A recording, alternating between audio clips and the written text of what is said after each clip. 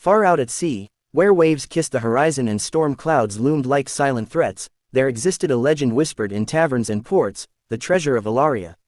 It was said to be guarded by the sea fairies, mystical beings who wielded magic to calm storms and guide sailors. Captain Rowan, a fierce yet cunning pirate, had heard the tales and decided he would be the one to claim it. Rowan's ship, the Stormbreaker, was notorious for its ruthless crew and relentless captain. They plundered, fought, and drank to the promise of fortune. But Rowan was different from his men. Beneath his hardened exterior, a quiet curiosity about the world simmered. Still, his ambition and greed pushed him forward. One fateful evening, the Stormbreaker sailed into uncharted waters, guided by an ancient map Rowan had acquired at great cost. It was said that sea fairies dwelled in these waters, and their magic was the key to finding Ilaria's treasure. As twilight descended, a shimmer of light danced across the waves. Isla, a sea fairy, had emerged from the depths to soothe a pod of dolphins tangled in discarded nets. Her translucent wings sparkled like starlight, and her presence was serene yet powerful. Rowan's sharp eyes caught the glimmer, and he ordered his crew to cast their nets. "Careful," he barked, "she's the key to our fortune." Isla struggled, her magic weakened by the iron chains the pirates used to bind her. When Rowan approached her, she glared at him, her eyes like the stormy seas. "You have no right," she said, her voice like the whisper of waves. Rowan smirked. "I have every right. You'll lead me to the treasure of Ilaria, or you'll never see the ocean again." Locked in the captain's quarters, Isla sat quietly, her wings folded and her heart heavy. Rowan entered, holding a map and demanding her help. "You think gold and jewels will bring you happiness?" she asked, her voice calm but piercing. "It'll bring me power," Rowan replied. Isla shook her head. "And what will you do with that power?" "Build kingdoms on the ruins of others. Sink ships for a fleeting thrill. You don't see the destruction you leave in your wake." Her words struck a chord in Rowan, though he wouldn't admit it.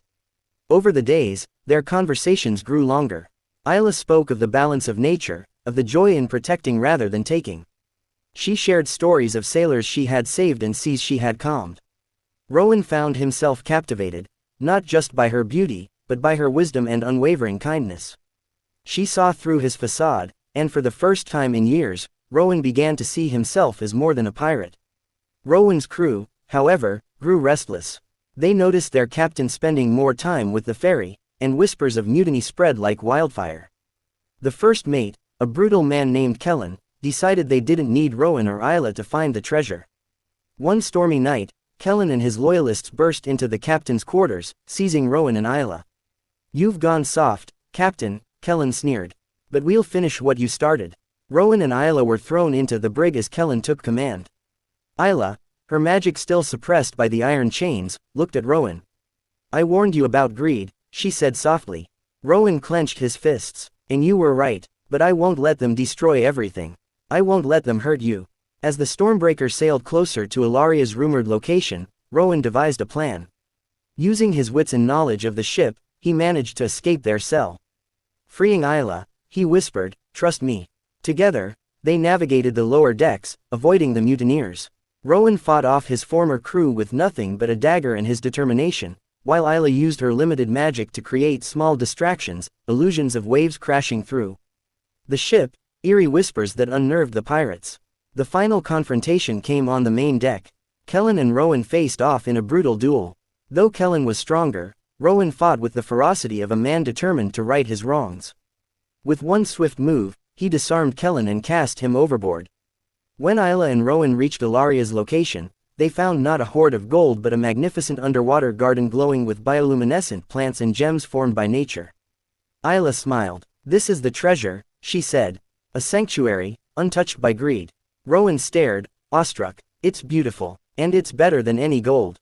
Isla's magic, now fully restored, began to heal the shipwrecks and scars left by pirates in the surrounding waters. She turned to Rowan. "You've changed, Captain, but what will you do now?" Rowan looked at her, his eyes soft.